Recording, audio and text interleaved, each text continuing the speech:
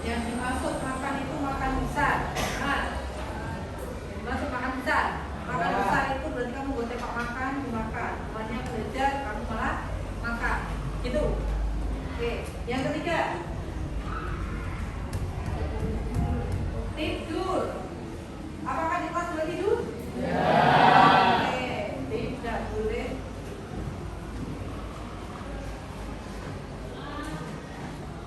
Terus yang lainnya? Bagaimana dengan KW kalian? HP kalian?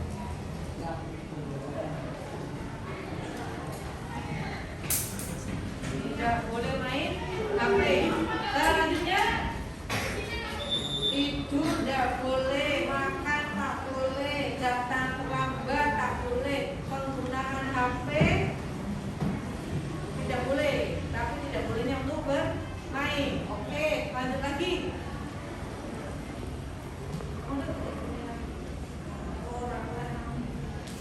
Tidak boleh ramai katanya. Ramai dalam arti di sini adalah kalian bercanda yang berlebihan. Oke, berarti tidak boleh membuat kegaduhan. Dan tidak boleh membuat kegaduhan. Bercanda atau membuat kegaduhan. Cukup 5 atau ada yang lebih? Bolehkah mengecek? Oke, yang 6 ini yang paling sering terjadi.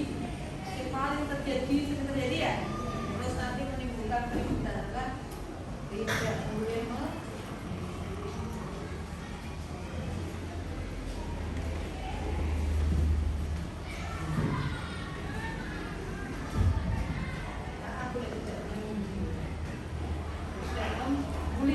Ini yang lagi tren center sekarang kan?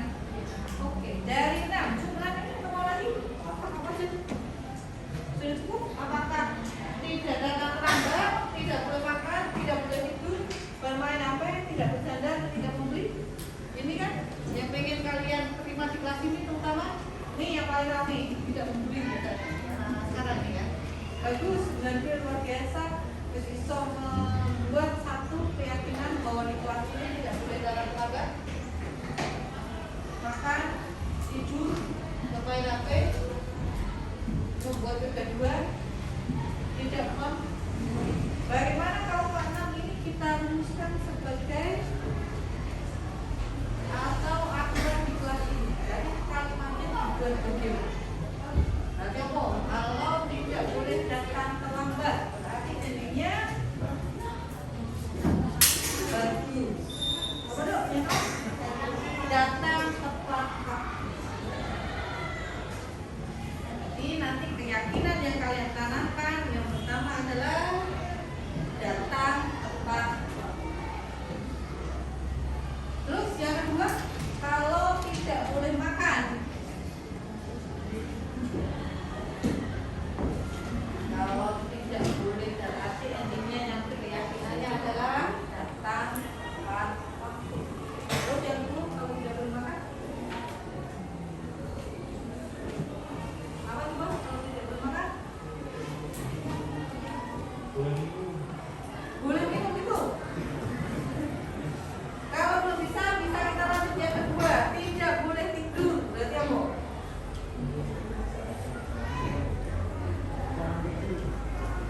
Berarti harus fokus atau konsentrasi. Berarti di sini adalah fokus dan konsentrasi.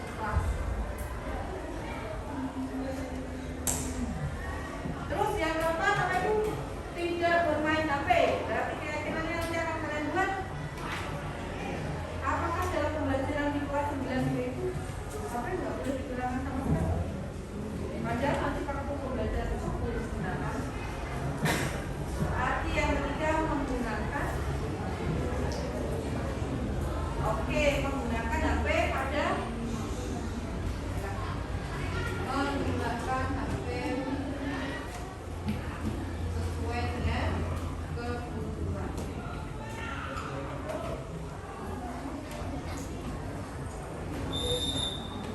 Terus kalau tidak bercanda atau membuat kegaduhan, berarti kalian harus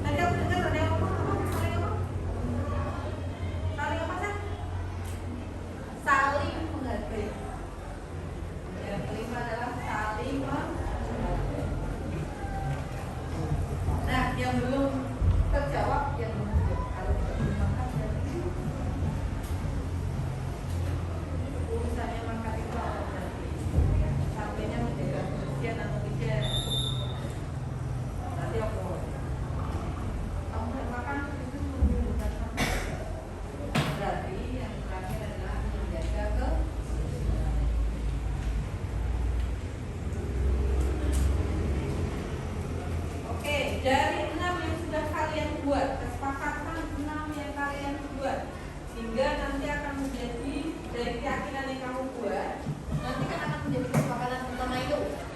Sanggup untuk merasakan rasanya? Sanggup? Oke, datang tepat waktu. Jangan tersenyum bisa, datang tepat waktu ya. Kalau memang hanya terlambat menit, 2 menit, yuk bukannya nggak masih manusiawi. Kalau terlambatnya sangat lama ya jangan bilang.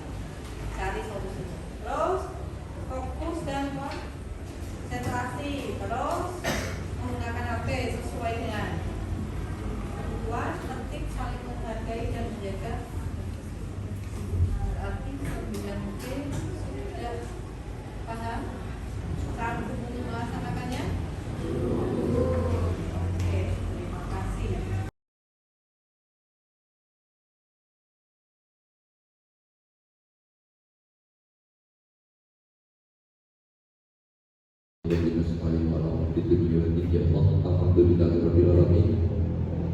Hadirin yang terhormat, kali ini dalam pertemuan yang berbahagia ini kita mengatakan saudara kita dalam menyampaikan aksi nyatanya di seminisasi budaya positif calon guru penggerak yang saya hormati Bapak Kepala Sekolah dan segenap Bapak Ibu guru sekalian. Pada siang hari ini kita akan menikmati siang dengan susunan acara penyampaian aksi nyata. Yang pertama kita buka acara ini, yang kedua adalah doa yang akan disampaikan ayah Anda Yai Muhammad Ibnu Hajar. Acara yang ketiga adalah sambutan Bapak Kepala Sekolah Dr. Andes Muhammad Sarwono MPD, dan selanjutnya adalah pemaparan aksi nyata diseminisasi budaya positif oleh Bunda Intan. Untuk itu, Bapak Ibu yang terhormat, marilah kita buka acara di siang hari ini dengan bacaan basmalah bersama. Bismillahirrahmanirrahim.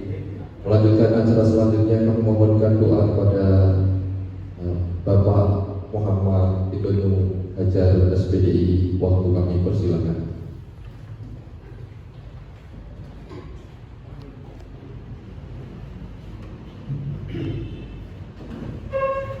Assalamualaikum warahmatullahi wabarakatuh. Bapak Ibu, mari kita berdoa bersama. Mudah-mudahan pada saat ini Allah SWT akan memberikan kemudahan dan ridho dalam acara kegiatan aksi nyata ini. Ridho Allah wa fi syafaat Rasulillah bi barakati suratul Fatihah. A'udzu billahi minasyaitonir rajim. Bismillahirrahmanirrahim. Alhamdulillahi rabbil alamin arrahmanir rahim maliki yaumiddin. Iyyaka na'budu wa iyyaka nasta'in. Ihdinas siratal mustaqim. Siratal ladzina an'amta 'alaihim ghairil maghdubi 'alaihim waladdallin. Bismillahirrahmanirrahim. Allahumma antas salam wa minkas salam wa alaika ya'udus salam wa khayra rabbana salam wa takhirna jannatan karasulam. Tabaraka rabbuna wa ta'ala yadil jalali wal ikram. Allahumma anna haqqa haqqatika wa anal batila batila wa rizqaka. Allahumma rabbana tulam musana wa yaghfir lana wa tarhamna lana minal muslimin. Rabbana atina fid dunya hasanah wa fil akhirati hasanah wa qina adzabannar wa adkhilna jannata ma'al abrar ya aziz ya ghafar ya rabbal alamin. Wassalamualaikum warahmatullahi wabarakatuh wa alihi washabbihi wasallam. Subhana rabbika rabbil izzati amma yasifun wa salamun alal mursalin walhamdulillahi rabbil alamin. Assalamualaikum warahmatullahi wabarakatuh. Bismillahirrahmanirrahim. Assalamualaikum warahmatullahi wabarakatuh. Alhamdulillahirabbil alamin. Nahmaduhu wa nasta'inuhu wa nastaghfiruh wa na'udzu billahi min shururi anfusina wa min sayyiati a'malina. May yahdihillahu fala mudilla lahu wa may yudlil fala hadiya lahu. La ilaha illallah wahdahu la syarika lahu wa anna Muhammadan abduhu wa rasuluhu la nabiyya ba'dahu. Bapak Ibu yang saya hormati, khususnya Bu Intan, calon guru penggerak angkatan 8 yang sedang berproses untuk menyelesaikan pendidikan guru penggerak. Yang pertama kali kita bayangkan puji syukur kehadirat Allah SWT, siang yang cukup hari ini kita masih diberikan kesehatan oleh Allah sehingga bisa mengikuti kegiatan diseminasi budaya positif oleh calon guru penggerak di sekolah kita. Kalau salam terlihat pada junjungan kita Nabi Muhammad SAW yang kita nantikan sahabat lahir. Bapak Ibu yang saya hormati, waktu yang sedikit ini mari kita manfaatkan untuk menyimak bersama diseminasi disiplin positif. Diseminasi ini satu bagian dari eksekusi narasi kalau saya katakan begitu. Ada satu aturan disiplin yang mau diterapkan atau bahkan sudah diterapkan. Kemudian dalam acara diseminasi ini adalah bagian untuk sosialisasi dan penularan. Maka ini bagian penting dari program sekolah penggerak. Ada beberapa hal mungkin yang akan dipaparkan oleh calon guru penggerak kita. Satu di antaranya adalah yang sekarang menjadi program yang luar biasa, yaitu segitiga restitusi. Ada di dalamnya ya. Kenapa disebut segitiga restitusi? Karena ada 3 titik, ada 3 elemen, ada 3 unsur yang terlibat dalam penyelesaian masalah itu. Yang pertama adalah korban itu sendiri, kemudian pelakunya atau subjek pelakunya, kemudian orang ketiga yang dia netral. Ini menarik Bapak Ibu yang saya hormati, nanti dipaparkan cukup panjang oleh Ibu Intan mungkin. Harapannya nanti praktek baik ataupun yang akan kita lakukan di masa yang datang terkait dengan disiplin positif banyak sekali Bapak Ibu.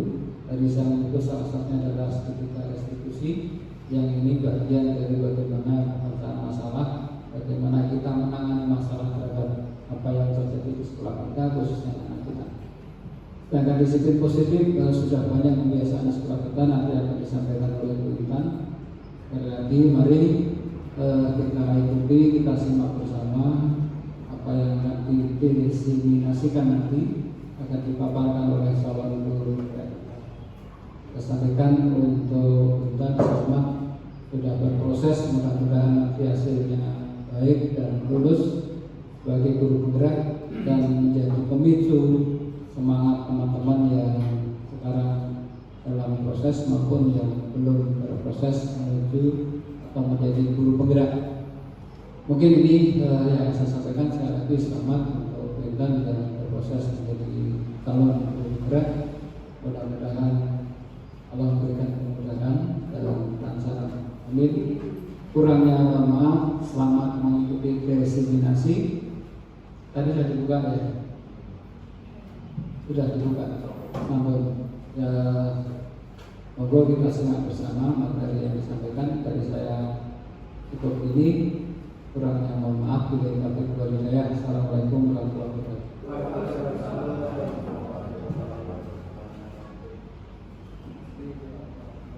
Terima kasih Bapak Kepala Sekolah atas support pada segenap guru dan utamanya Ibu Intan yang telah melaksanakan aksi nyata. Dan Bapak Ibu sekalian, ini adalah inti dari pertemuan siang ini untuk menyampaikan aksi nyata diseminasi budaya positif calon guru penggerak angkatan 8 oleh Ibu Intan. Monggo itu waktu dan tempat kami persilakan. Lebihnya kami mohon maaf selaku pembawa acara apabila ada kekurangan. Assalamualaikum warahmatullahi wabarakatuh.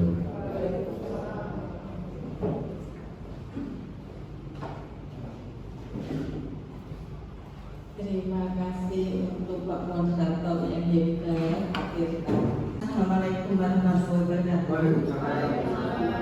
Bapak Ibu yang saya hormati, matur sangat di siang hari yang lumayan dari ini, Bapak Ibu Kerso Anggung di acara ini untuk kami sambil aktivitas boleh. Nah, izinkanlah hari ini saya ingin memaparkan sedikit aksi nyata untuk kegiatan kami calon guru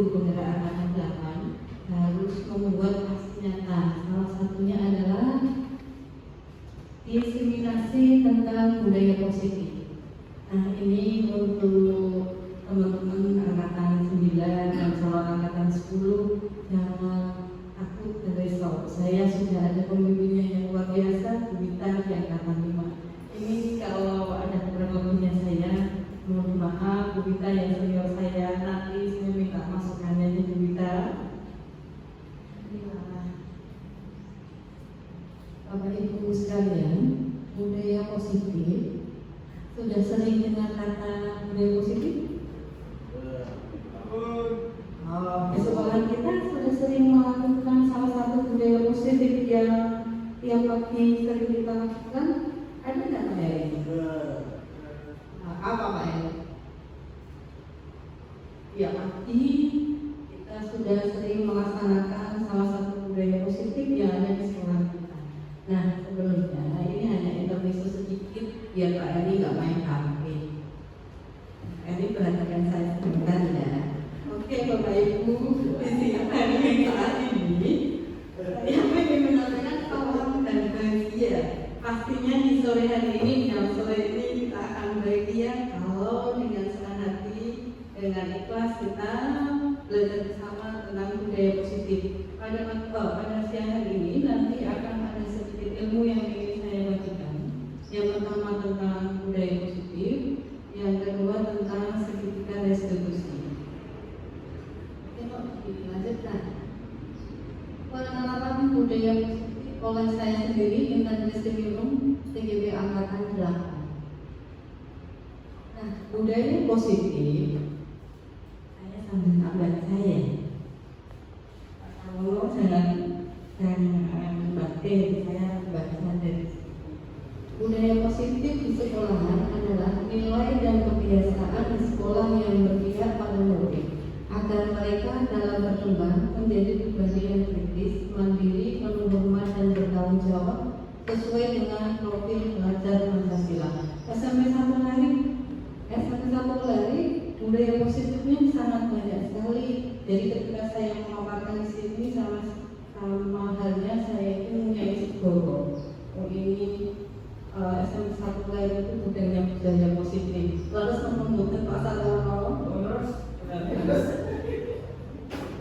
Budaya positif yang sudah sering kita lakukan pagi hari Pak Sarwono tindaknya selalu membuat pasti di depan untuk menyambut, bahkan saya pun kadang tersambut oleh Pak Sarwono, bukan saya yang menyambut Pak Sarwono tapi saya tersambut oleh Pak Sarwono.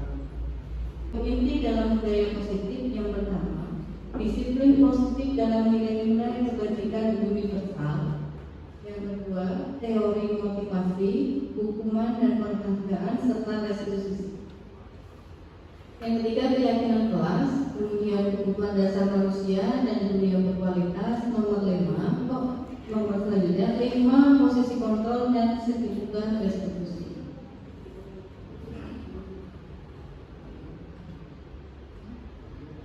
Disiplin positif dan nilai-nilai kebajikan universal. Ini yang akan pertama kita bahas. Bapak Ibu, kalau semisal kita bisa jangan membayangkan kalau ini langsung kita lakukan, kita coba. Kalau di tangan kanan Bapak Ibu itu ada sebuah bolehlah kertas mau digenggam boleh, tapi kertas itu diibaratkan terpenting dalam hidup Anda. Orang lain tidak boleh tahu kira-kira apakah saya boleh membuka. Iya, tapi kertasnya jangan dilempar ke saya ya Pak Andi. Kertasnya digenggam tenang agar orang lain nggak tahu apa isinya. Coba teman sebelah atau belakangnya, rayulah yang menggenggam itu akan mau membuka. Apakah yang menggenggam katanya digenggam itu sesuatu yang sangat berharga, bolehkah untuk membuka genggamannya? Coba siapa yang mau membuka? Pak Sarwono mau membuka kalau ada? Boleh. Oh tidak boleh, tetap tidak boleh. Meskipun Bu Ani sudah merayu menghadapi Pak Sarwono, tetap tidak mau membuka yang ada di genggaman tangannya, karena yang ada di genggaman tangan beliau adalah sesuatu yang sangat berharga. Pasti cuma di rumah, saya sudah turun.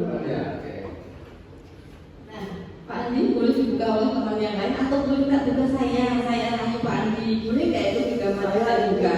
Karena Bapak Ibu, sahabat kita sudah kekeh meskipun ada yang mau memberi uang, sudah dirayu, ada yang mau digelitik, tetap aja nggak mau membuka kegaman tangannya karena merasa bahwa yang ada di tangannya itu sangat penting bagi hidup mereka, hidup beliau-beliau.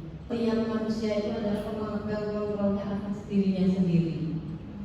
Sebagai contoh tadi Pak Sarwono sudah dirayu Bu Ani, bahkan sudah mau dibully sama Pak Bu Ani pun tetap tidak mau membuka kegaman. Pak Andi pun sama, karena kontrol yang ada sebenarnya ada pada diri kita sendiri. Pihak luar itu hanyalah netizen.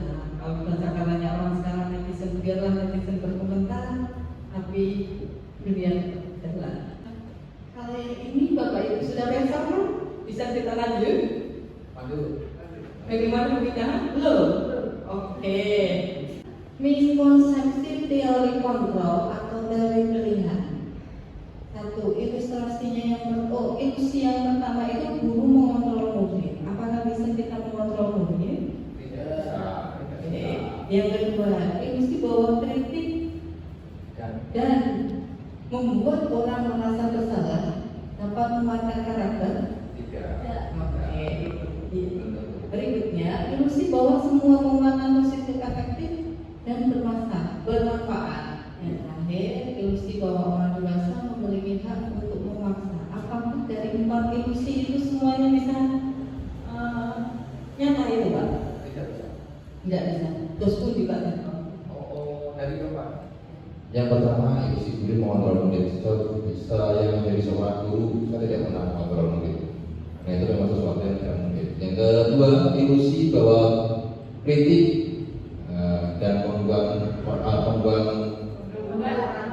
orang merasa bersalah dapat menguatkan karakter kita, itu pun tidak. Karena setiap orang memiliki pilihannya dan pengakuan atas dirinya. Ilusi bahwa semua penguatan positif efektif dan bermanfaat, saya kira ini malah tidak bermanfaat sama sekali. Yang keempat, ilusi bahwa orang dewasa memiliki hak untuk memaksa. Ini sangat bertentangan dengan kehidupan yang sifatnya humanistik. Begitu ya Bapak? Mungkin begitu ya Bapak? Setuju, terima kasih Ibu dari kami. Terima kasih Pak Ketua, luar biasa. Itu berarti yang memegang kontrol atas dirinya sendiri adalah diri kita sendiri Pak Ketua. Oke. Bisa dilanjut Bu Ayu. Terima kasih ini untuk siang hari ini. Audionya sangat luar biasa sekali. Terima luar biasa. Ya Bapak Ibu, ini perubahan paradigma stimulus respon, teori kontrol atau teori pilihan. Stimulus respon dan teori kontrol. Pertama, kita mencoba mengubah orang agar berpandangan sama dengan kita. Bisa tidak ini Bapak Ibu? Apakah setiap orang harus sama dengan pendapat kita, keinginan kita? Apakah bisa? Stimulus responnya gitu. Terus yang kedua, perilaku guru dilihat sebagai suatu kesalahan.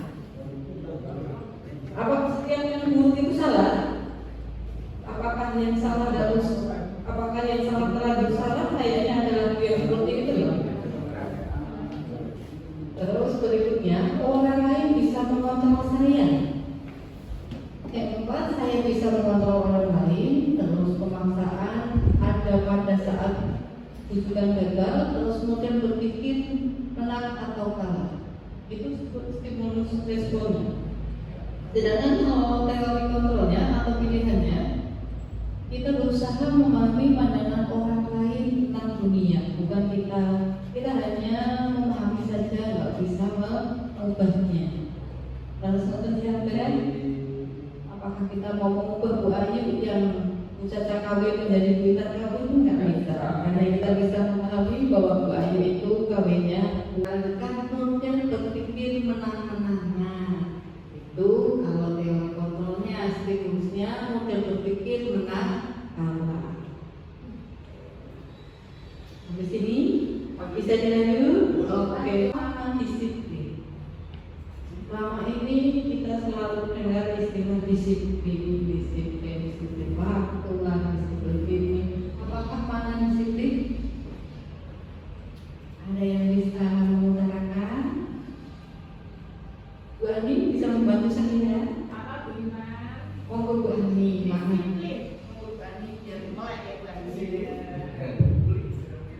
Oke, disiplin ya. Berarti segala sesuatu yang dilakukan sesuai dengan tempat dan waktunya. Dan itu mengarah ke kepatuhan. Hanya patuh, seseorang yang hanya mendapatkan kepatuhan, apakah itu sudah disebut dengan disiplin? Sebagai contoh, saya sendiri kalau naik sepeda motor, pakai helm dan sebagainya itu kalau ada bukti, kalau tidak ada bukti pasti saya tidak akan memakai. Apakah itu satu bentuk disiplin? Saya memakai ketika ya. Itu berdasarkan nilai yang jati. Sebenarnya apa yang jati? Itu pertanyaan bagus. Nanti kita akan dibahas di bab berikutnya, Pak Eri. Pak Eri luar biasa. Oke, Pak Eri sudah tidak sabar. Berarti Pak Eri sudah paham ya, semuanya sudah paham. Ini sampai di sini ada teori motivasi, hukuman, penghargaan, dan restitusi. Nah, ini yang Pak Eri tunggu. Tapi kayaknya agak nanti. Kita tahu hukuman, penghargaan. Kita kan paling senang kalau dengar kata hukuman. Apakah masih boleh kita menghukum nih? Oh, tidak boleh. Sekarang. Tidak boleh. Kenapa Pak Eri? Karena kita dalam kurikulum kita ternyata kita tidak diperkenankan untuk menghukum kita. Yang kita lakukan itu sekarang ini adalah mengarahkan kita, tidak menghukum, sesuai dengan kondisi dan konteksnya kita. Kalau menghukum ini saya tidak berani ngomong. Tapi kalau masalah penghargaan semuanya setuju ya Bapak Ibu. Ya, setuju. Yang jadi pertanyaan kami saat ini adalah restitusi itu. Mohon untuk bisa dijelaskan itu. Penghargaan memberikan hukuman. Penghargaan memberikan hukuman. Begini, hukuman atau punishment ya. Ini biasanya kan bentuknya kan negatif. Kalau hukuman itu punishment itu negatif, sedangkan penghargaan itu sama dengan reward. Jadi hukuman itu punishment, penghargaan itu reward. Jadi geraknya menjadi satu. Penghargaan menjadi sebuah hukuman. Berarti dalam artian ini hukumannya berupa hukuman yang positif. Itu pemahaman saya. Jadi penghargaan yang berupa hukuman atau hukuman yang berupa penghargaan itu berarti hukuman dalam artian yang konotasinya positif, bisa motivasi, bisa penghargaan yang berupa apa namanya ya, pengakuan prestasi dan sebagainya, sehingga dihukum oleh penghargaan. Kalau tidak salah menurut saya ya satu hal yang baik. Kalau yang itu penjelasannya penghargaan menurunkan kualitas, penghargaan mematikan kreativitas, penghargaan mengurangi motivasi. Ini berarti yang di 3 poin itu penghargaan yang justru tidak membangkitkan motivasi, berarti yang adalah yang negatif. Berarti kalau pernyataan saya tadi dibalik, penghargaan bisa berubah menjadi hal yang negatif atau menghukum. Kira-kira begitu Pak. Harus menjadi tidak paham. Tadi sudah sampaikan oleh Pak Sarwono kaitan dengan hukuman yang merupakan penghargaan. Tapi kalau menurut pendapat saya, ini justru yang namanya hukuman itu pasti tujuannya ke negatif. Ya, hukuman. Jadi secara bahasa itu hukuman hukum dengan penghargaan. Maka tadi di sana terlihat poin-poinnya yang negatif itu. Maka kalau kalimat hukuman itu lebih baik diganti dengan kata lain yang baik untuk sesuai konsekuensi. Itu malah justru lebih baik daripada hukuman. Nah, tapi kalau jelas kata hukuman itu kan kayak ya orang terkena sesuatu pelanggaran-pelanggaran yang sudah dilakukan. Ya, jadi di sekolah ya usahakan jangan sampai itu ada hukuman, tapi merupakan konsekuensi gitu aja. Jadi tetap hukuman itu timbulnya ke negatif. Terima kasih. Kalau konsekuensi kan tanggung jawab. Oke, terima kasih. Wah, ini luar biasa. Ujiannya pinter-pinter, sudah tahu hukuman dengan penghargaan. Bagus, kita langsung ke Pak Andi, Pak Agus. Terima kasih Bu Intan yang luar biasa sekali tadi mengenai dengan dihukum oleh penghargaan itu mungkin kalau bahasa sekarang itu kan agak dibuat-buat. Sekarang itu kan bahasanya itu lebih bervariasi. Ibaratkan aku membenci untuk mencintai.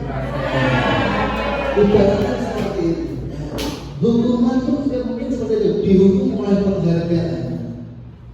Dihukum oleh penghargaan bisa berarti bahwa kita memang dipaksa untuk berproses, dipaksa untuk membuat sebuah keputusan, membuat sebuah juara atau berprestasi supaya hukuman itu tetap melekat pada kita. Hukuman yang sifatnya positif, mungkin seperti itu. Jadi kita bisa mempunyai makna ganda, ya, mempunyai makna ganda bahwa hukuman itu kalau bisa bersifat positif, kalau misalnya itu membangun, bisa berupa negatif kalau memang itu hukuman adalah larangan. Mungkin seperti itu Bu Intan. Terima kasih. Sini ujian yang luar biasa. Oke. Kata penyaksinya jangan baca-baca Pak Andi. Saya setuju Pak Andi. Ini seperti kata kejarnya buka utama. Begitu saja. Terima kasih.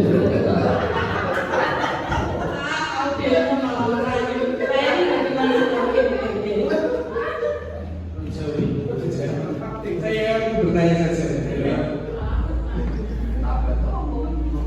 Maghrib Ramadan. Dalam konteks sekian mungkin di situ dikatakan bahwa lari keliling lapangan basket 2 kali karena penambahan 10 menit untuk pelajaran kejuaraan.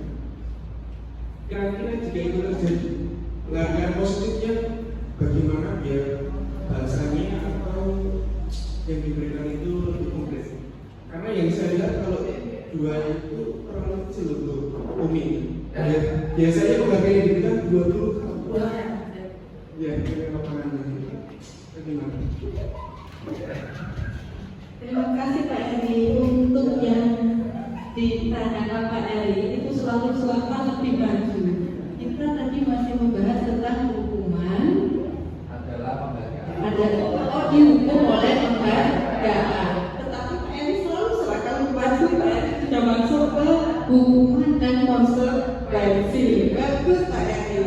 Nah di sini tindakan guru. Saya memaparkan ada beberapa tindakan guru. Berarti sebelum kita lanjut tadi di hukuman dengan penghargaan sudah paham ya?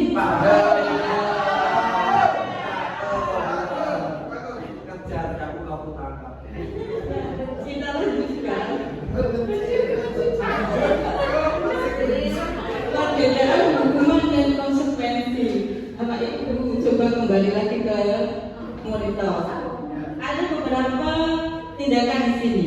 Mana yang termasuk hukuman, mana yang termasuk tindakan. Tadi pertanyaan Pak Eri luar biasa. Kalau lari mengelilingi lapangan basket 2 kali karena terlambat dari sekolah, itu hukuman ataukah konsekuensi?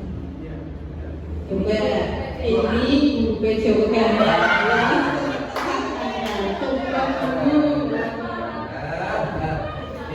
Coba dulu. Untuk kasus yang ini, lari mengelilingi lapangan basket 2 kali karena terlambat hadir di sekolah. Itu kalau menurut saya itu konsekuensi. Pembinaan. Sebenarnya, iya, itu juga termasuk pembinaan fisik kan? Tidak sehat. Ini mantap sudah. Terima kasih. Oke, untuk lari mengelilingi lapangan basket kata ahlinya, ahli olahraganya itu merupakan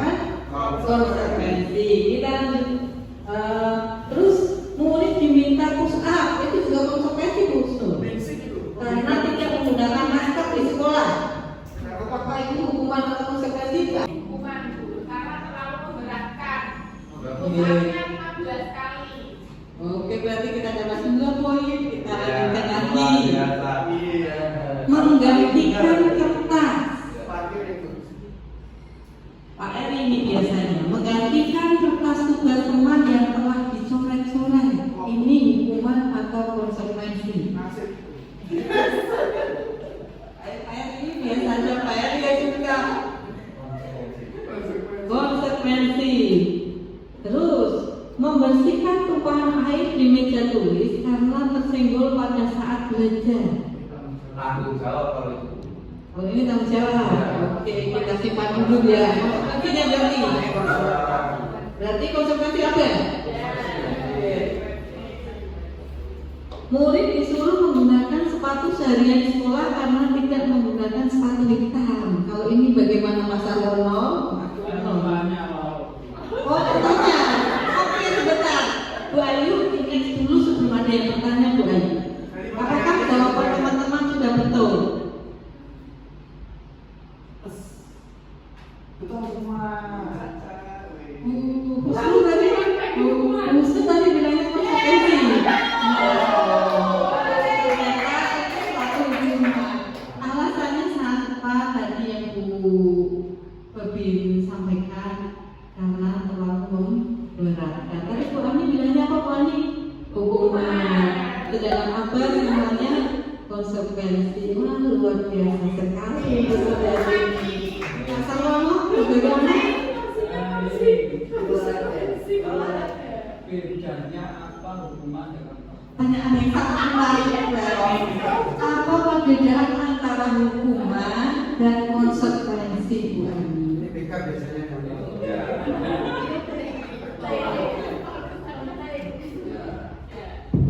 Mohon maaf sebelumnya ya Pak, kalau salah. pasti salah. Jadi bedanya hukuman dengan konsekuensi itu kalau hukuman itu satu yang jelas memberatkan, kedua tidak ada komunikasi atau kesepakatan sebelumnya, itu hukuman. Kalau konsekuensi itu dari awal kita sudah membuat kesepakatan antara satu dengan yang lain, andaikan istilahnya aturan itu tidak dilaksanakan, si anak atau siswa ini harus bertanggung jawab dengan kesepakatan tadi itu. Konsekuensinya harus seperti apa? Luar biasa.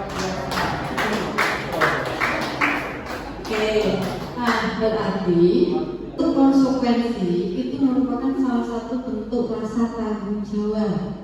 Kata Bapak Sarwono. yang dilakukan itu saya sepakat. Jadi konsekuensi itu harus dijauhi oleh kesepakatan.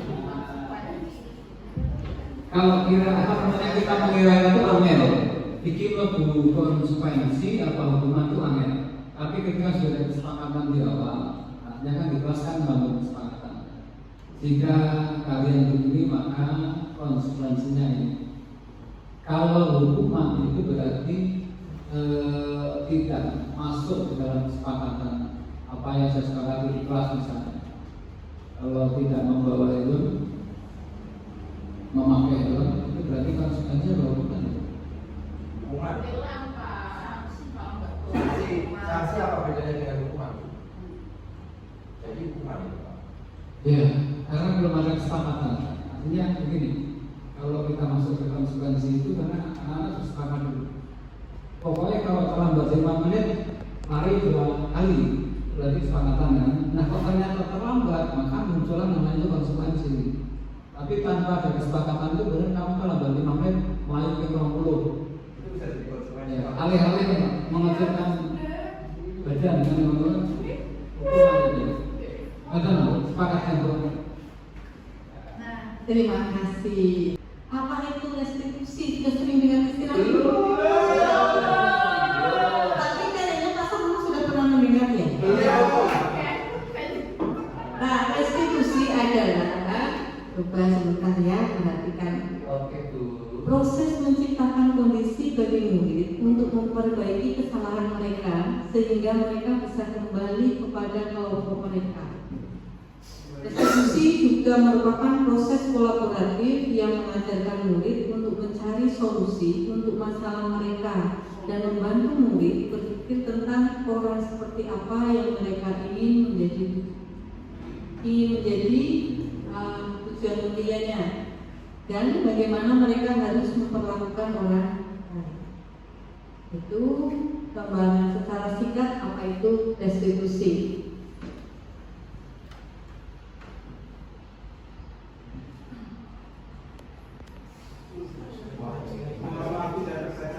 Bisa terbaca tidak? Esensi ini apa? Dia terbaca. Asal kamu terbaca tidak, Pak? Yang sudah tidak terbaca. Nah, ciri-ciri dari restitusi. Jadi itu kan membentuk anak untuk kembali menyadari mana kurang lebihnya. Seperti itu. Ada 9 ciri-ciri restitusi. Yang pertama, bukan untuk menebus kesalahan, namun untuk belajar dari kesalahan. Yang kedua, memperbaiki hubungan. 3, tawaran, bukan paksaan. 4, restitusi menuntun untuk melihat ke dalam diri. 5, restitusi mencari kebutuhan dasar yang mendasari tindakan. 6, restitusi diri adalah cara yang paling baik. 7, restitusi fokus pada karakter bukan tindakan. 8, fokus pada solusi. 9, mengembalikan murid yang berbuat salah pada kelompoknya. Itu 9 ciri-ciri restitusi. Sampai sini ada yang mau berkomentar atau mau? Oh jelas. Boleh dibantu. Keyakinan kelak. Karena sebelum masuk ke restitusi, harus tadi yang disampaikan oleh kami dan Mas Sarmono, kita harus membuat kesepakatan dulu. Dan kesepakatan itu kita buat di dalam keyakinan kelak. Misal kelas ini punya keyakinan bagaimana ketika nanti ada anak yang terlambat sekolah, ataukah ketika jam olahraga ada yang terlambat. Nah itu nanti kesepakatannya bagaimana dan keyakinannya bagaimana. Ya, itu yang nanti akan dijalankan. Nanti buat Bayu, mengapa tidak peraturan saja? Mengapa harus keyakinan kelas? Kan kalau zaman dulu ada tulisan aturan kelas, sekarang kenapa istilahnya menjadi keyakinan kelas? Ada yang mau membantu untuk menjelaskan, Pak Tirta atau Pak Eri? Yuk.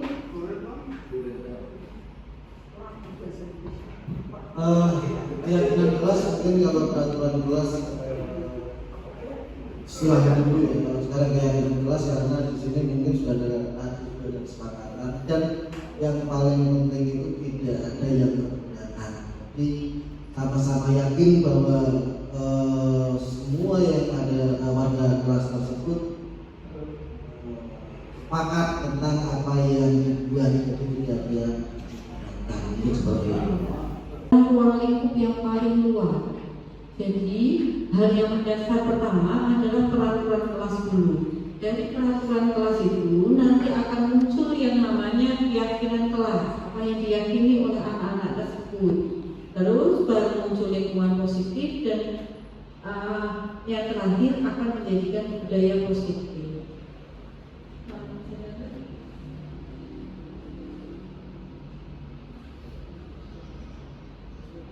Nah, pembentukan keyakinan kelas itu yang pertama biasanya berupa pernyataan yang universal. Kalau hari ini kita skip dulu, kita percepat lagi nih.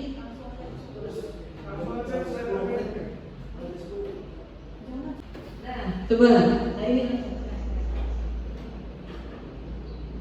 Nah ini Bapak Ibu, sebelum membuat keyakinan kelas, pastikan berawal dari peraturan. Di dalam kelas biasanya kita akan ada salah banyak peraturan. Dan dari peraturan-peraturan itu nanti dijadikan keyakinan. Misalnya sebagai contoh yang pertama, selalu kembalikan buku ke tempatnya. Keyakinannya berarti anak harus tanggung jawab. Di situ kan seperti itu. Hadir di sekolah 15 menit sebelum pembelajaran. Nah, di keyakinan kelasnya harusnya di situ tertulisnya adalah tepat waktu, hadir tepat waktu, komitmen harus berkomitmen hadir tepat waktu. Keyakinan kelas yang berikutnya adalah kesehatan dan keselamatan. Untuk keyakinannya agar sehat, agar selamat, bagaimana? Nah, di peraturan sekolah sekarang kan harus menggunakan masker. Jadi keluarlah peraturan pertama yaitu menggunakan masker. Akhirnya keluar menjadikan keyakinan kelas bahwa menggunakan masker itu untuk menjaga kesehatan dan keselamatan. Terus dilarang menggunakan narkoba. Itu peraturannya. Keyakinan kelasnya untuk menjaga kesehatan. Itu. Untuk konsekuensi itu merupakan salah satu bentuk rasa tanggung jawab. Kata Bapak Pak Sarwono. Yang dilakukan itu saya sepakat. Jadi konsekuensi itu harus didahului oleh kesepakatan. Kalau kira kita mengira itu angel, iki lebu konsekuensi apa hukuman itu angel. Tapi ketika sudah ada kesepakatan di awal, artinya kan dijelaskan bangun kesepakatan. Jika kalian begini maka konsekuensinya ini. Kalau hukuman itu berarti tidak masuk ke dalam kesepakatan apa yang saya sepakati di kelas misalnya. Kalau tidak membawa helm, memakai helm itu berarti konsekuensinya hukuman. Hukuman. Sanksi apa bedanya dengan hukuman? Jadi hukuman itu Pak. Ya, karena belum ada kesepakatan. Artinya begini, kalau kita masuk ke konsekuensi itu karena anak-anak sepakat dulu. Pokoknya kalau terlambat 5 menit, lari 2 kali, berarti kesepakatan kan. Nah kalau ternyata terlambat, maka muncullah namanya itu konsekuensi. Tapi tanpa ada kesepakatan itu benar kamu terlambat 5 menit, mulai ke 20. Itu bisa jadi konsekuensi. Ya, alih-alih mengecilkan badan kan hukuman itu. Ada sepakatkan tuh. Nah, terima kasih. Apa itu restitusi? Sudah sering dengar istilah itu? Tapi kayaknya Pak Sarwono sudah pernah mendengar ya? Nah, restitusi adalah coba sebentar ya, perhatikan. Oke tuh. Proses menciptakan kondisi bagi murid untuk memperbaiki kesalahan mereka sehingga mereka bisa kembali kepada kelompok mereka. Restitusi juga merupakan proses kolaboratif yang mengajarkan murid untuk mencari solusi untuk masalah mereka dan membantu murid berpikir tentang orang seperti apa yang mereka ingin menjadi tujuan mulianya dan bagaimana mereka harus memperlakukan orang lain. Itu gambaran secara singkat apa itu restitusi. Ketiga, esensi ini apa? Dia terbaca. Asal terbaca tidak Pak? Yang sudah tidak berbangga. Nah, ciri-ciri dari restitusi. Itu kan membentuk anak untuk kembali menyadari mana kurang lebihnya. Seperti itu. Ada 9 ciri-ciri restitusi. Yang pertama, bukan untuk menebus kesalahan, namun untuk belajar dari kesalahan. Yang kedua, memperbaiki hubungan. 3, tawaran, bukan paksaan. 4, restitusi menuntun untuk melihat ke dalam diri. 5, restitusi mencari kebutuhan dasar yang mendasari tindakan. 6, restitusi diri adalah cara yang paling baik. 7, restitusi fokus pada karakter bukan tindakan. 8, fokus pada solusi. 9, mengembalikan murid yang berbuat salah pada kelompoknya. Itu 9 ciri-ciri restitusi. Sampai sini ada yang mau berkomentar? Oh jelas. Keyakinan kelas. Karena sebelum masuk ke restitusi, terus tadi yang disampaikan oleh kami dan Mas Sarwono, kita harus membuat kesepakatan dulu. Dan kesepakatan itu kita buat di dalam keyakinan kelas. Misal kelas ini punya keyakinan bagaimana ketika nanti ada anak yang terlambat sekolah, ataukah ketika jam olahraga ada yang terlambat. Nah itu keyakinannya bagaimana, ya itu yang nanti akan dijalankan. Nanti buat Bayu, mengapa tidak peraturan saja? Mengapa harus keyakinan kelas? Kan kalau zaman dulu ada tulisan aturan kelas, sekarang kenapa istilahnya menjadi keyakinan kelas? Ada yang mau membantu untuk menjelaskan, Pak Tirta atau Pak Eri? Yuk.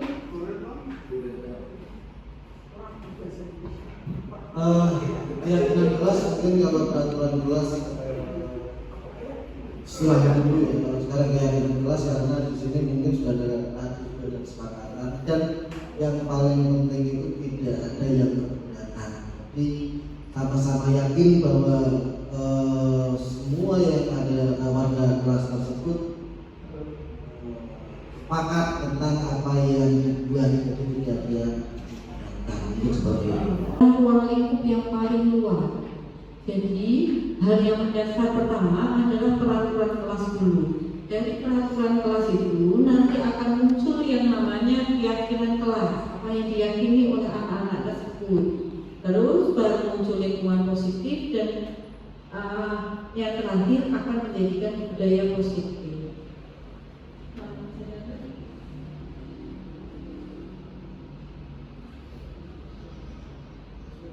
Nah, pembentukan keyakinan kelas itu yang pertama biasanya berupa pernyataan yang universal. Kalau hari ini kita skip dulu, kita percepat lagi.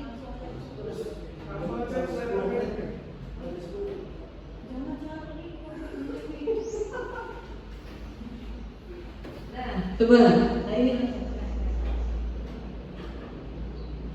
Nah ini Bapak Ibu, sebelum membuat keyakinan kelas, pastikan berawal dari peraturan.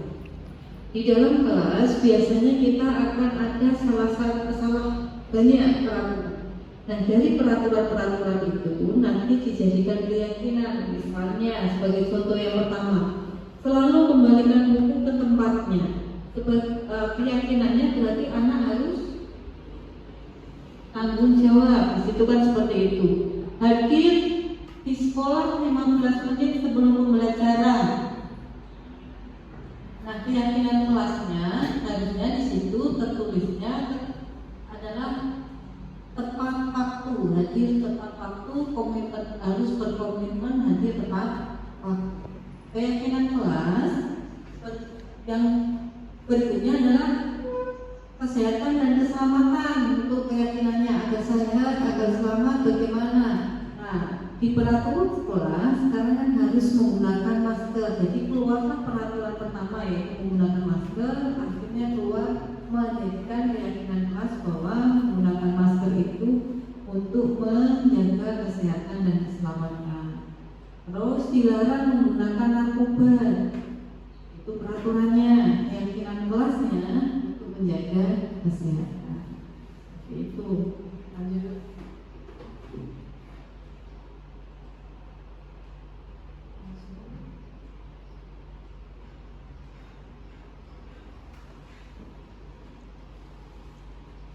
Ada 5 posisi kontrol, yaitu penghubung, pembuat merasa bersalah, teman, pemantau, dan manajer. Itu adalah 5 video. Nanti artisnya masih sama, cantik itu sama muridnya.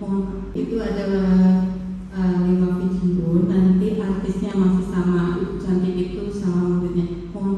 Itu guru bilang nggak kapok-kapok berangkat sekolah selalu terlambat, sana keliling lapangan 2 kali. Kenapa saya harus keliling lapangan dulu seperti itu? Apakah itu berupa hukuman ataukah sebagai teman?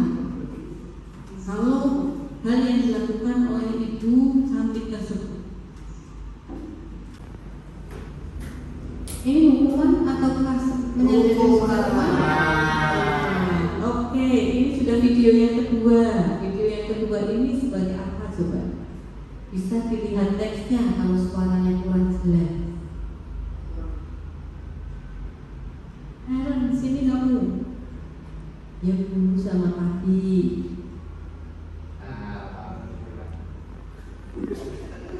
Tindakan gurita. Nah ini posisi pembuat masalah. Kalau tadi pembuat merasa bersalah, iya.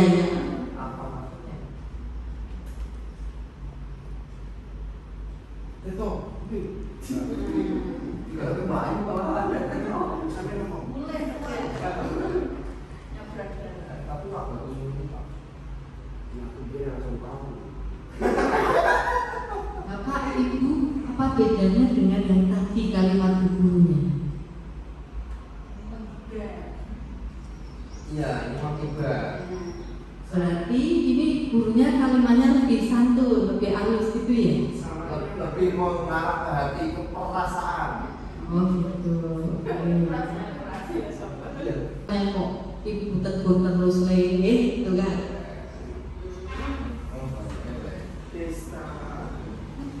Iya, ini di kelas 9B ada ini anak yang luar biasa ini yang tadi.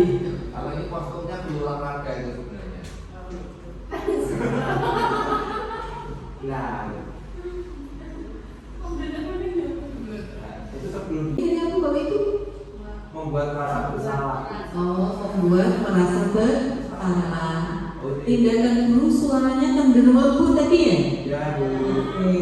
Dampaknya baik nggak? Nah, kalau yang ini? Ya, ini manajerial. Oh, teman friendly, Bu. Kalau ini bagaimana? Friendly, Bu. Oh, friendly. Ini ibunya lebih kayak teman ya. Ya. Jadi biarpun saya lari kencang, tetap gak kejar Bu. Ya. Seperti tadi kejar jago kau tangkap itu. Oh, ingat terus, Ibu. Berarti ini gurunya kontrolnya sebagai teman. Nah. Oke, Bu. Siap, Bu. Bu, Bu.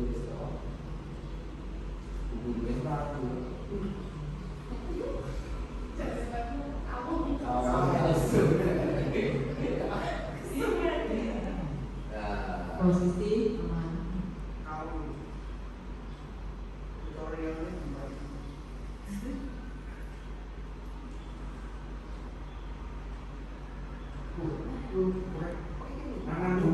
Nah,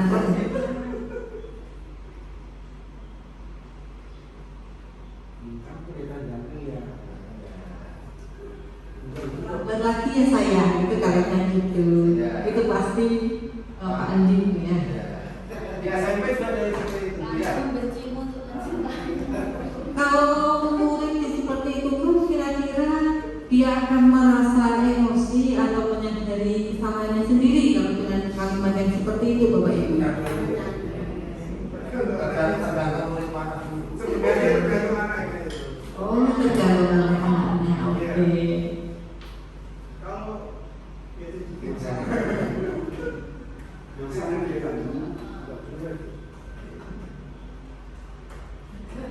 Ini juga harus sesuai dengan karakter gurunya juga, Pak. Kalau posisi pemantau dan monitor ini posisi pemantau dan monitor.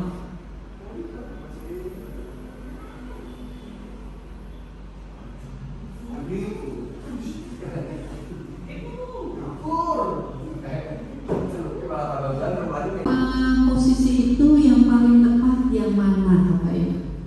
Sesuai kondisinya. Oh, yang diterima itu berarti sesuai kondisinya. Padahal nanti akan terjawab di tiga restitusi. Bu Ani sudah tahu posisinya yang mana Pak?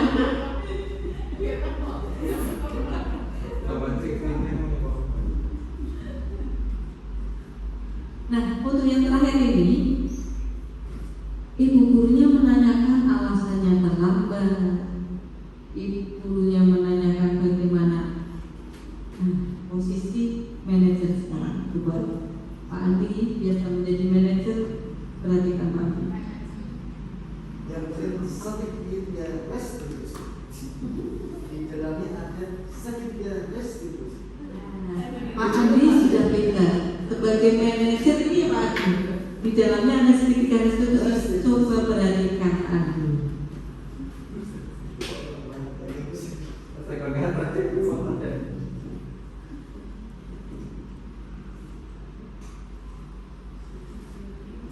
Jangan ada pihak ketiganya mana? Dari beberapa contoh aja ada pihak ketiganya mana? Kalau yang dicontohnya nggak ada yang ketiga, maksud ketiga bagaimana? Yang ketiga adalah nanti orang yang menjadi penengah. Oh, netralnya. Dalam kasus ini yang saya tampilkan di sini tidak ada orang ketiganya. Keduanya karena guru dan siswa, posisi guru sebagai manajer di sini yang sedang tayang ini, guru mencari tahu permasalahan anak itu datang terlambat. Alasannya kenapa? Terus meyakinkan ke anak bahwa tindakan terlambat itu betul atau salah. Tapi tanpa guru mengatakan kalian itu salah atau betul. Guru hanya memanage pikiran dan hati anak bahwa apa yang dia lakukan itu tidak sesuai dengan keyakinan kelas yang sudah disepakati. Setelah anak meyakini apa yang dilakukan itu kurang tepat, nanti anak dengan sendirinya akan mencari solusinya, akan mencari agar kedepannya tidak terulang kembali. Nah, berikut pernyataan-pernyataan ini bisa kita coba besok. Kalau ada anak-anak kita yang luar biasa, kita bisa mengatakan seperti ini. Pak Eri, Bu Su, Bruno, kita guru-guru IPA yang luar biasa. Sekarang kalimatnya lebih luar biasa lagi. Kalau kita sebagai pembuat merasa bersalah, saya kecewa kamu seperti ini, nah. Terus kalau penghukum, kamu tidak pernah benar. Oh, ini kandangannya angel. Nah, itu kalau sebagai penghukum. Sebagai teman, kita akan mengatakan ayolah kita lakukan yang terbaik. Terus kalau sebagai pemantau, apakah kamu akan mendapatkan stiker hari ini? Apakah kamu hari ini ingin mendapatkan bintang? Kamu hari ini ingin dijajakan gratis? Nah, itu kalau sebagai pemantau. Kalau manajer, bagaimana kamu bisa menyelesaikan masalah ini? Dan kalau kita sebagai penghukum, kamu selalu nakal, selalu terlambat itu. Nah, monggo kita akan tahu kita sebagai manajer berarti kalimatnya seperti ini yang sudah ditampilkan di dalam. Nah, segitiga restitusi tadi yang sangat ditanyakan oleh Pak Eri, dinamakan segitiga itu karena saling utang. Yang pertama saling satu sama lain. Yang pertama menstabilkan identitas. Yang kedua memvalidasi tindakan yang salah. Yang ketiga meyakini keyakinan. Menstabilkan identitas. Kalau menstabilkan identitas, ada yang sudah paham belum menstabilkan identitas itu yang bagaimana? Terus yang kedua memvalidasi kebutuhan. Terus yang ketiga menyatakan keyakinan. Ini segitiga restitusi itu untuk ke depan harus kita lakukan Bapak Ibu, karena kita menemukan anak-anak yang luar biasa yang kita stabilkan identitas. Sebagai contoh lanjut Bani, untuk menstabilkan identitas salah satunya biasanya kita menyampaikan dengan kata-kata seperti ini. Berbuat salah itu hal yang manusiawi no, tapi sesuk ojo dibalik maneh. Seperti itu. Bapak itu juga dulu sudah pernah salah, tapi bla itu untuk menstabilkan identitas. Ataukah sikap kamu itu baik, tapi alangkah lebih baiknya itu untuk yang menstabilkan identitas. Besok nanti kalau ada anak-anak yang luar biasa suami kita coba dengan seperti ini. Kita ayo. Oh, validasi tindakan. Desta kemarin sudah saya coba. Iya langsung itu. Desta langsung. Makanya staffnya masih utuh di sana, nggak berani mengambil. Oh bagus, semangat. Kamu bisa saja melakukan hal yang lebih buruk, tapi kamu tidak melakukannya kan? Itu untuk memvalidasi. Terus, apakah kamu bisa melakukan dengan yang lebih baik lagi besok? Seperti contohnya Desta itu dia pakai sepatunya keren dari luar negeri. Terus saya bilang ini sepatunya bagus tapi lebih bagus lagi kalau besok tidak usah dipakai bapak ibu guru saja. Kita lanjutkan Bu. Oke, kita next Bayu. Menyatakan keyakinan Bapak Ibu guru untuk berkata apakah nilai-nilai yang dipercayai di kelas seperti ini, kok kamu melakukan seperti ini. Sebagai contoh nyata Destale dan sekolah ki syaratnya sepatunya kayak opo, sepatunya seperti ini pula, kamu kok pakai ini, boleh tidak? Ya tidak boleh, itu sepatu ayah saya kok Bu, akhirnya dia bilang gitu. Nah terus besok kecil dia jawab sendiri, nggak mau tak pakai Bu, itu biar di mejanya bintang dulu.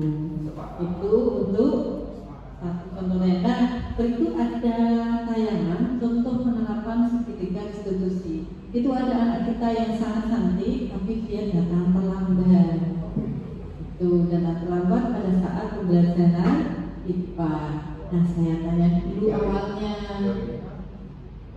itu buatnya kemarin. Itu buatnya kemarin. Saya dengar itu. Anda bertanya apa? Bisa terbaca Pak tulisannya? Nah kalau gitu saya ceritakan ya. Sedikit saja. Ini sudah paling akhir. Nah untuk yang ini, Safa itu datang terlambat di pelajaran IPA. Ketika melakukan segitiga restitusi itu biasanya saya tidak akan mengajak anak ke dalam ruangan tertutup karena itu akan membuat secara psikis anak itu merasa tidak nyaman. Jadi anak biasanya saya ajak kalau tidak ke kantin, yang ke taman atau kemana, yang penting tidak ke mall. Dari situ nanti anak akan mengutarakan sendiri kekurangannya apa. Di contoh ini Safa ketika saya panggil langsung bilang, ibu maaf tadi saya datang terlambat, dia bilang gitu. Terus saya bilang, terlambat kenapa nak? Dia menjawab, saya makan dulu Bu, karena pagi belum sarapan. Saya tanyakan lagi di situ untuk memvalidasi, lah orang enggak sarapan karena apa? Safa menjawab lagi, ibu sudah berangkat kerja, tidak ada yang memasak. Saya tidak ada makanan, terus langsung berangkat sekolah. Jadi di sekolah lapar, saya makan dulu ke kantin, baru masuk ke pelajaran IPA. Safa menjawab, mohon maaf ibu, tindakan saya memang kurang tepat. Dia langsung sadar sendiri bahwa apa yang dia lakukan itu kurang tepat. Terus saya tanyakan, terus kedepannya mau bagaimana nak? Apakah ini sudah sesuai dengan keyakinan kelas? Dia jawab, tidak Bu, ke depan saya akan berangkat lebih awal lagi. Di samping itu, nanti saya mau minta orang yang ada di rumah untuk memasakkan lebih dahulu. Saya akan membawa bekal untuk makan sekolah. Seperti itu salah satu contoh dari segitiga restitusi. Jadi anak menyadari sendiri apa yang salah. Demikian Bapak Ibu. Ada yang mau ditanyakan? Hukuman dan konsekuensi. Nah, ini saya juga baru saja membuat seperti itu kesepakatan. Ini mudah-mudahan nanti bisa, seandainya ini nanti diperbolehkan oleh sekolah yang bukan merupakan hukuman. Ini adalah waktu pembelajaran di kelas. Ini bagi anak-anak, ini untuk membiasakan anak-anak itu tepat waktu di dalam kelas. Ini terkadang banyak bapak ibu guru yang sudah masuk di dalam kelas. Ini anak-anak malah nyantai-nyantai di luar, di kantin dan pokoknya di mana-mana. Nah, akhirnya setelah sampai seperti itu, saya membuat suatu kesepakatan, manakala jika bapak atau ibu guru yang sudah ada di dalam kelas, kamu belum masuk melebihi dari 5 menit, ini kamu tetap belajar di luar, ya, menunggu 1 jam pelajaran selesai. Nah, ini ternyata saya sudah melakukan seperti itu beberapa hari ini. anak-anak tidak ada yang terlambat masuk. Ini kesepakatan, jadi kesepakatan di kelas. Saya minta kesepakatan di kelas agar ini juga bisa dilakukan. Ternyata kok berhasil. Tuh, terima kasih. 2 saja. Terima kasih Pak Ibnu, luar biasa Pak Ibnu. Oke Pak Ibnu, masukannya untuk pertama, terima kasih banyak. Nah yang kedua Pak Ibnu, untuk tadi kesepakatan di kelas yang dibuat, ternyata Bapak Ibu guru di SMP 1 Lali sudah melakukan apa itu tadi yang kedua, pembentukan keyakinan kelas secara tidak langsung. Itu memang sangat tepat Pak Ibu. Jadi konsekuensi itu kan dibuat berdasarkan awalnya ada kesepakatan di kelas dulu. Berarti memang luar biasa untuk Pak Ibnu. Kalau hukuman sekarang memang sudah tidak zamannya. Tetapi karena kita membuat dulu peraturan di kelas, terus muncul keyakinan kelas, sehingga baru ada konsekuensinya sebagai bentuk rasa tanggung jawab. Terima kasih. Ada lagi sebelum saya kembalikan? Oke Pak Andi. Terima kasih. Luar biasa apa yang disampaikan oleh Bu Intan dari awal sampai akhir, terutama pada pembahasan mengenai tentang hukuman dan konsekuensi. Memang tidak jauh sekolah itu tidak lepas dari yang namanya hukuman dan konsekuensi. Melihat tadi apa yang sudah disampaikan, sekiranya kita menghilangkan hukuman di dalam sekolah tersebut diganti oleh sebuah konsekuensi.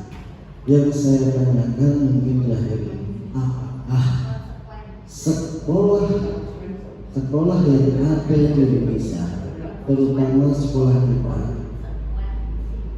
masih menerapkan hukuman atau dibuat sebuah konsekuensi?